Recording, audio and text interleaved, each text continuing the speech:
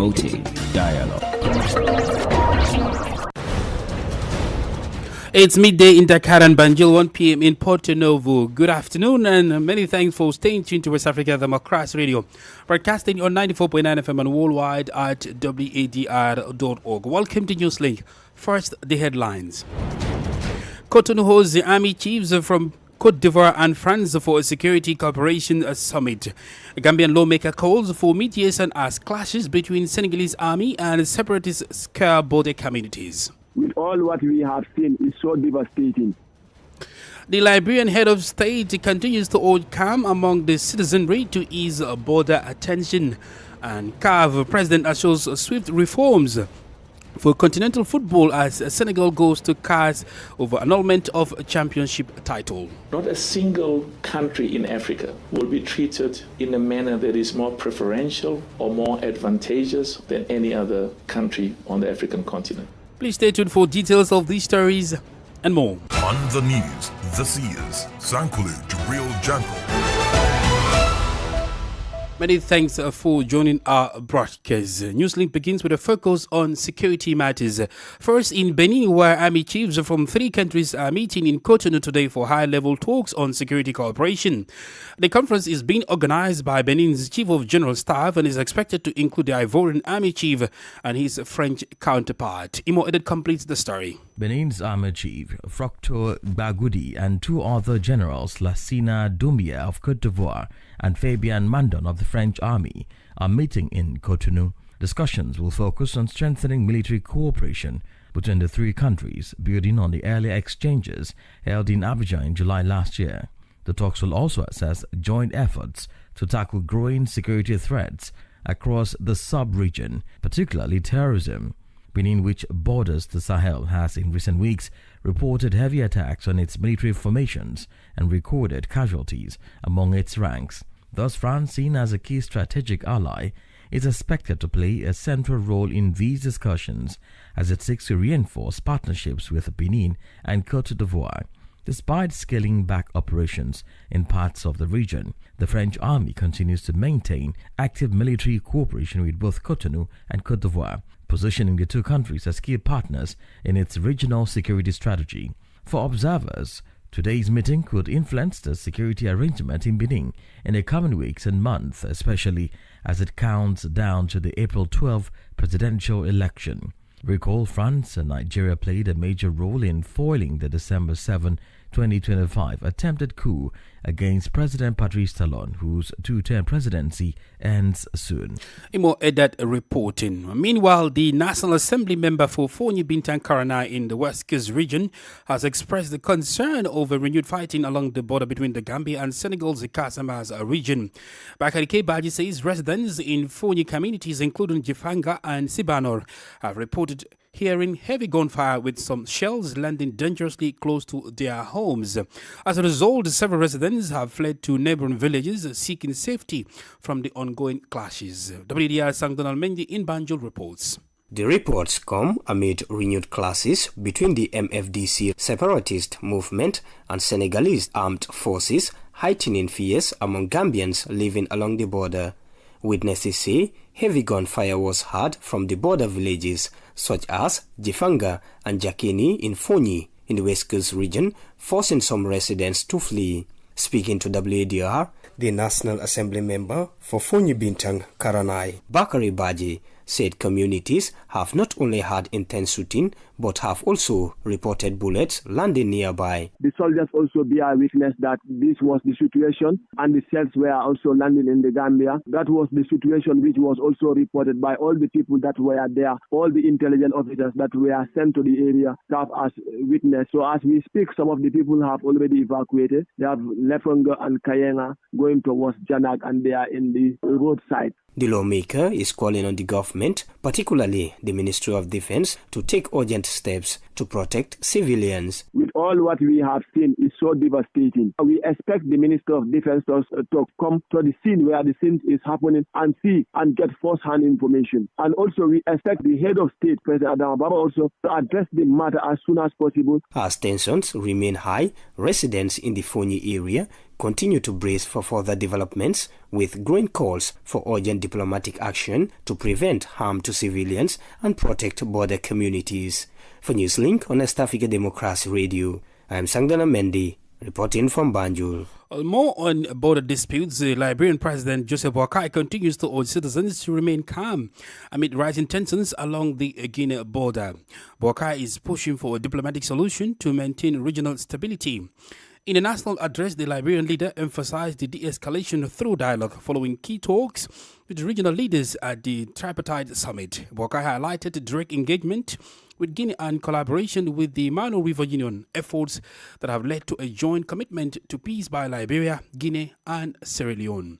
Our security institutions, including the armed forces of Liberia, the Liberian National Police, and other joint security agencies, remain vigilant and professional in carrying out their duties. Friends of Liberia across Africa and around the world, including leaders within the Economic Community of West African States, the AU, and other international partners, have conveyed their support for a peaceful resolution of the situation. Their messages of encouragement and solidarity reaffirm Liberia's standing in the community of nations and strengthen our collective resolve to pursue diplomacy and dialogue. Let me be clear to every Liberian. Our pursuit of peaceful resolution is not a sign of weakness, but rather a demonstration of strength. It is easy to fight, break down, and destroy. As our own journey has taught us, it is more difficult to recover and build. That is why the government is exploring every available avenue to resolve this matter peacefully.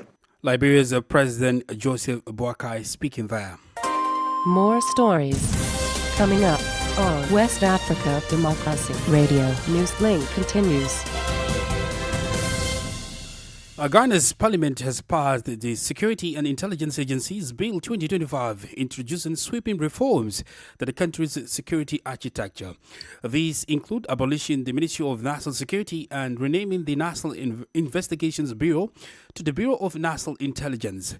The government informs that the move will eliminate long-standing public confusion with the National Investment Bank, which shares the same acronym. From Accra, now the detailed reports. Under the new arrangement, oversight responsibility for the National Security Coordinator will be assigned to a minister designated by the President, effectively placing national security coordination closer to the presidency. This follows the abolition of the position of the Minister for National Security. Government argues that the changes will streamline operations and reduce bureaucratic tension within the security framework. Interior Minister Muntaka Mohamed Mubarak, who led the bill's presentation at its inception in Parliament, says the reforms are intended to improve clarity and efficiency within the system. Significantly among the things that we needed to change that warranted the introduction of new bill is the use of NIB, National Investigative Bureau, which also matches a bank's name, National Investment Bank. The Speaker, as you know, everywhere in the world,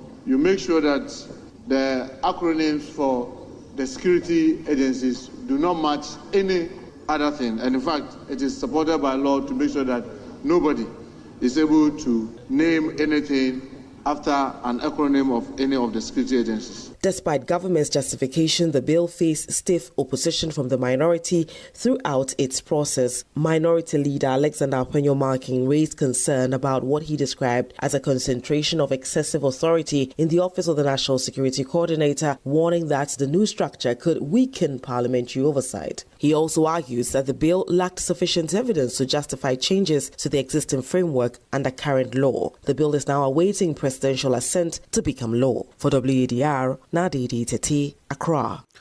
Elsewhere, Nigeria's President Bola Tinubu has been received with full military honors in the United Kingdom.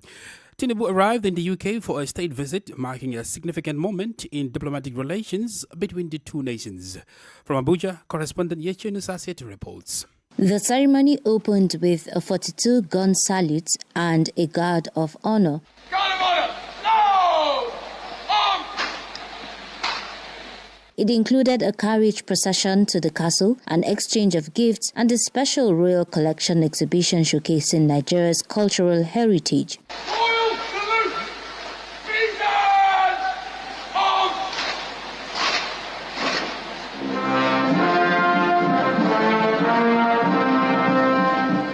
The visit, Nigeria's first in decades, has sparked strong reactions among the Nigerian diaspora in the United Kingdom. Metropolitan Police Director Nsikan Etuk praised the level of planning and noted a sense of pride among Nigerians abroad. We've spent a considerable amount of time working alongside the community in order to make sure that we got things right. As a Nigerian, that's a proud moment for me to be here to celebrate this moment. Nigerian entertainer Sheyi Law also spoke of the emotional moment during the national anthem, saying it stirred deep patriotism. It's renewed a sense of Nigeria's greatness. The moment Mr. President and King Charles' courage walked into the platform, the national anthem of Nigeria went off immediately. And, there was this great sense of belonging that we are here. The state visit will feature high-level engagements, including bilateral talks and a state banquet aimed at boosting diplomatic, economic and cultural ties between the two countries. For WADR, Hichenisasitu reporting. Meanwhile, the Nigerian army says it repelled a major attack by insurgents on military base in Borno State, neutralizing at least 80 fighters, including senior commanders. The attack targeted a military position in Malam Fatori near the Nigeria border, with insurgents advancing on foot and using armed drones. The army says troops anticipated the assault and responded with coordinated ground and air operations, successfully pushing back the attackers. Several caches of weapons and explosives were recovered. The assault comes amid the surging attacks by Boko Haram and ISWAP in the northeast region. Recall on Monday, suicide bombings killed at least 24 people and injured over 100.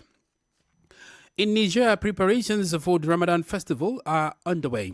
Markets in the capital Niamey are bustling with activity. However, the economic downturn in preventing vendors from making good profits. Christopher Adichie has reactions in this report. A few hours before Eid al-Fitr, which marks the end of Ramadan, poultry is plentiful at the Katako market in the Nigerian capital. Here, despite the lively atmosphere, customers are still struggling to make purchases. The high cost of living has taken its toll. Zachariah is a poultry reseller.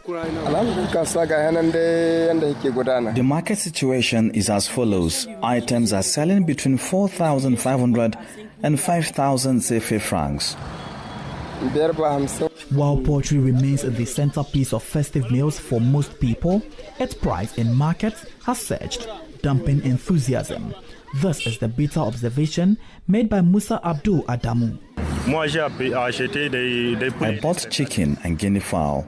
The average price is around 4,000 and 4,500, and some go up to about 6,000. Honestly, I find it expensive, especially in a country like ours where there are more poor people than rich people. Faced with this situation, some families are forced to change their menu on the day of the celebration. Fish has become the unexpected alternative, replacing guinea fowl. Bashir Hima Bubakar has already made this choice. We chose to go for fish. We came here to buy fish, as you can see. At 7,000 for guinea fowl, how many kilos of fish can you get for that same amount? It's more worthwhile, given the country's current economic situation. Despite these dietary adjustments, the festive spirit remains. The shift from poultry to fish illustrates the strong adaptability of Nigerians in the face of rising living costs. A report by our Niamey correspondent Yakubu Habibulai, presented by Christopher Aticho. You're listening to Newslink on West Africa Democrats. We're broadcasting on 94.9 FM and online at wadr.org. Here is a recap of our major stories. Cotonou hosts the army chiefs from Côte d'Ivoire and France for a security cooperation summit. A Gambian lawmaker calls for mediation as clashes between the Senegalese army and separatist scare border communities. Liberia and Barbados signed agreements including a visa waiver for tourism and ease of doing business. Still ahead in the news, CAF President assaults swift reforms for continental football as Senegal goes to CAS over annulment of championship title. We also have the press review and guest interview. Please stay with us. Fresh and breaking news all the time. Hear it first as the news breaks, only on West Africa Democracy Radio. Newslink continues. In Guinea, the liquidity crisis that has shaken the country for several months is prompting authorities to take action, such as introducing new banknotes. The new monetary measures approved by President Mahamadou Doumbouya include the printing of a high-denomination banknotes and the gradual withdrawal of certain notes currently in circulation. This decision is already drawing reactions from economists. Let's join Augustine Coley for the details. Guinea is facing a cash shortage, affecting its economy, prompting authorities to announce an immediate monetary reform. Prime Minister Amadou Reba says the decision to print new banknotes is part of the president's plan to reorganize the country's financial system. Guinea's real economy today is suffering from a shortage of cash in circulation. In response, instructions have been given to print a new banknote. This is one measure. In addition, there is an absolute need within the next 3 to 4 months to accelerate the modernization of payment methods. However, the move has not convinced some economists who argue it does not address the root causes of the country's economic challenges. Economist Abdurrahman Bellaba shares his concerns. Such a decision undermines the independence of the central bank. Today, trust has been broken. As long as that trust is not restored, we should not expect this crisis to be resolved. This approach of creating money will not solve the problem. On the contrary, it will fuel inflation in our country. We risk seeing a sharp rise in prices, with the cost of living becoming increasingly expensive. Prices that were 45,000 could rise to 50,000. That is what lies ahead for Guinea's economy. Personally, I advise against this decision. The best solution today is to restore partnerships with the IMF and the World Bank, and to ensure fiscal discipline and stronger management of public finances. Beyond this emergency measure, authorities have also announced broader financial sector reforms. The government has been given 4 months to fast-track the modernization of payment systems across the country. A report by WDR's Channel Alpha Ibrahim Balde in Conakry and voiced by Augustine Coley. Burkina Faso will host a forum on health financing from March 25 to 27, 2026. The event will bring together national and international experts, international institutions and civil society organizations. It is aimed to help the country achieve health sovereignty despite existing challenges. Usman Omar tells us more. Burkina Faso is seeking sustainable solutions to finance its healthcare system. To achieve this, the country will host the first National Forum on Health Financing from March 25 to 27. Robert Lucien Cargogo, Burkinabe Minister of Health, explains. Sans ressources suffisantes. Without sufficient, stable and well-allocated resources, even the best technical reforms remain insufficient.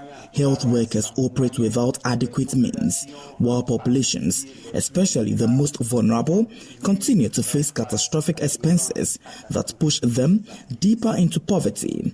It is precisely this challenge that the government of Burkina Faso has decided to confront with determination and clear vision. The forum will bring together experts from several African countries as well as national and international organizations. The aim is to significantly reduce the Burkinabe health system's dependence on external support. Le FONAFIS 2026. FONAFIS 2026, bringing together more than 400 national and international participants, aims to be far more than just a discussion forum.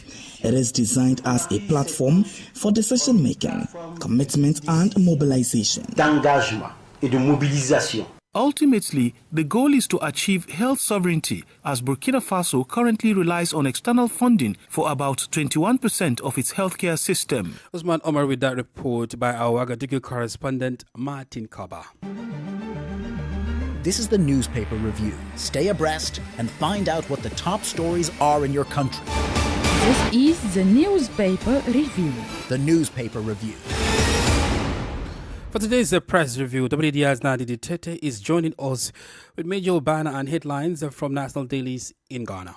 Greetings. Welcome to the newspaper review segment. We'll start off with the daily graphic as usual. Front page, Ghana tables slavery motion at UN, urges recognition of transatlantic enslavement among greatest crimes against humanity. Also, Bank of Ghana drops policy rates to 14% and government moves to establish independent emoluments commission. The Chronicle newspaper, Ghana Airport Company Limited action against McDan Sparks backlash. Franklin Kujo and Simpe Manche back indigenous firm. Also, Ghana is in a stronger position to withstand external shocks. That's according to the Bank of Ghana. The BNFT front page, BOG lowers rates to 14% on stronger macro backdrop. 24-hour economy success hinges on power cost. President emphasizes youth-led agriculture as new frontier. And Newmont contributes 12.822 billion cedis in fiscal payments last year. The Daily Guide newspaper front page, scrap 1 cedi fuel levy. The minority says. Also here, E&P Daman acquisition approved in 2024. A High Court grants Freddie Blay bail.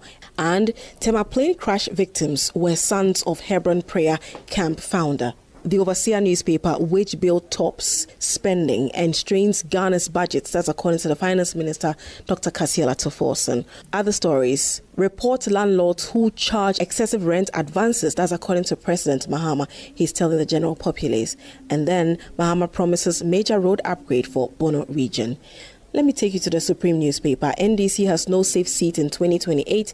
Minority leader Kwamna Penyo Marking says. The National Enquirer front page, Mahama shows rare honesty on Galamsey. We must confront the truth. 2 MPs file fresh petitions seeking removal of EC chair. And exchange rate stability shielding Ghanaians from fuel price shocks. NPA boss says.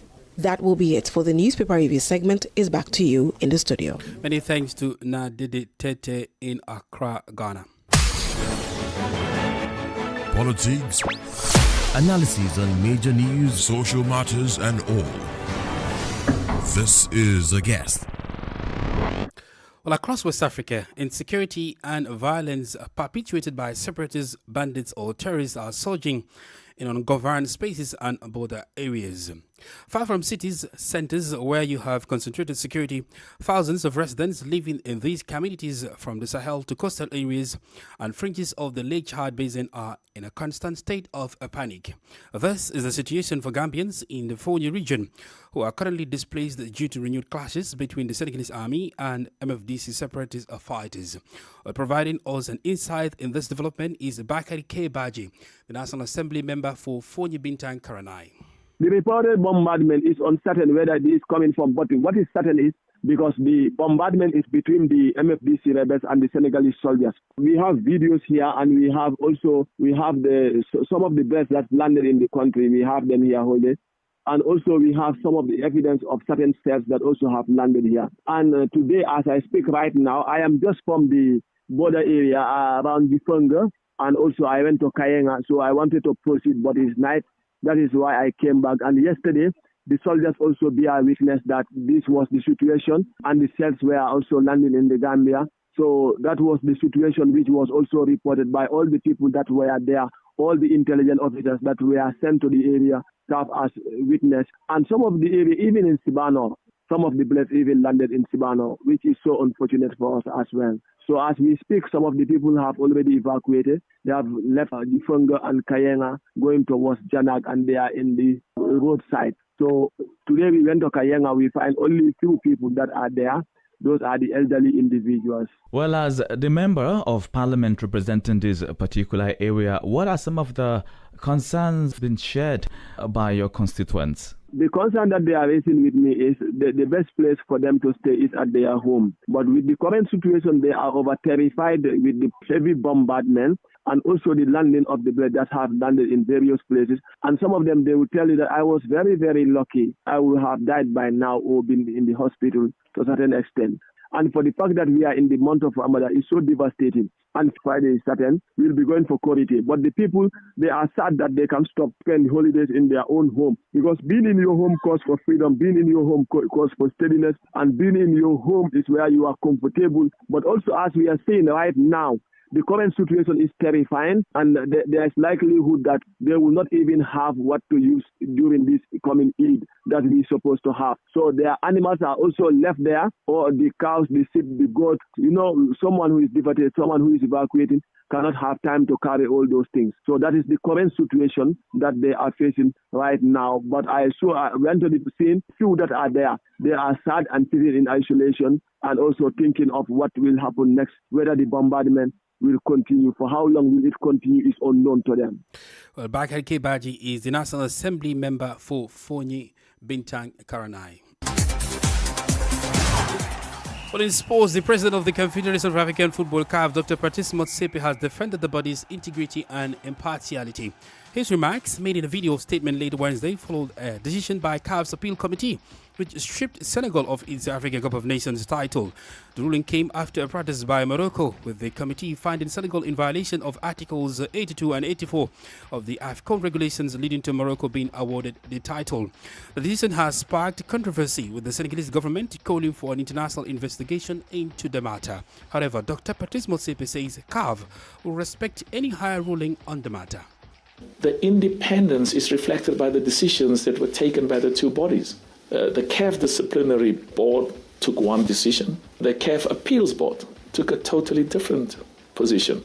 And I'm told that Senegal is going to appeal, which is very important. Every one of the 54 nations in Africa have a right to pursue their appeals and their advance interests, not only at the highest level in Africa, but also the highest body, which is the CAS. And we will adhere and respect the decision that's taken at the highest level. The president of the Confederation of African Football, CAF, Dr. Patrice Motsepe. And finally, Barcelona, Liverpool, Bayern Munich and Atletico de Madrid have all advanced to the UEFA Champions League quarterfinals following an action-packed round of 16 final on Wednesday, which produced 23 goals. That sets up an exciting quarterfinal lineup as Europe's elite continue their chase for the UEFA Champions League glory.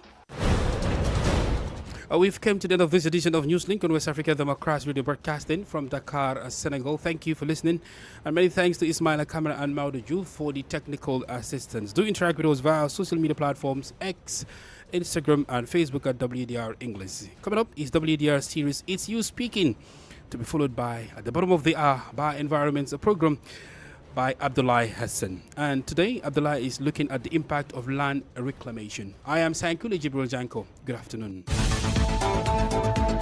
And many thanks to you for listening to Newslink via Hot 104.3 FM, Hilltop Radio 104.7 FM, and Veritas Radio 102.9 in Banjul, the Gambia. We also appreciate our listeners in Liberia via Alternative Youth Radio 98.9 FM, Lofa County, Radio Kagama 94.5 FM, Niba County, DCN Radio 91.3 FM, Riverside County, Radio Gulf FM 91.3 Sierra Leone in Nigeria, and Love 104.5 FM Abuja. For you listening via Radio Pad 95.1 Damango, Savannah region, and on Royals FM 104.7 Wenchi, Ghana, we say a big thank you. Remember, West Africa Democracy Radio is all about you, your views, and your opinions.